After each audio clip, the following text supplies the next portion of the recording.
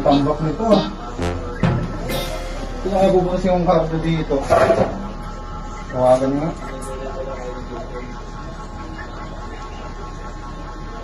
Yo, Mang Cardo. Kailan pupunta dito? Tagal ko ng ano ah. Tagal na kita kinukulit dito sa anik. Mare-renovate ka sa itong bahay nyo eh. Punta ka na ngayon. Sige. Talaga? Promo? 15K na lang? Sige, thank you kuya. Sabihin ko na lang kay Elsa. Sige, thank you. Ha? Oh, bakit? Ano yun? Elsa, ano daw? Pinapunta ko na si Mang Cardo rito para ayusin yung bahay nyo. Promo daw, 15K na lang. Mas makakamura tayo. Oh, mura na yun ah. Nakapag-down payment ka na ba? Ay, yun lang. 1 week late ko na nabigay yung ano eh. Down payment eh. Pero ayaw mo, okay na eh. Sige, Ayaw okay ko na na yun. eh. Pepito, Oh, nandiyan na pala si Mang Cardo. Mang Cardo, tuloy ka.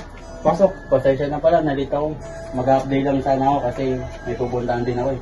Oh, bakit parang paunti-unti?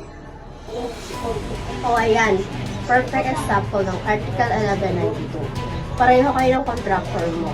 Ikaw, Pipito, late ang down payment. First infractor. Siya naman, delay ang renovation. Under Article 1192. First infractor, no liability of the second infractor is reduced.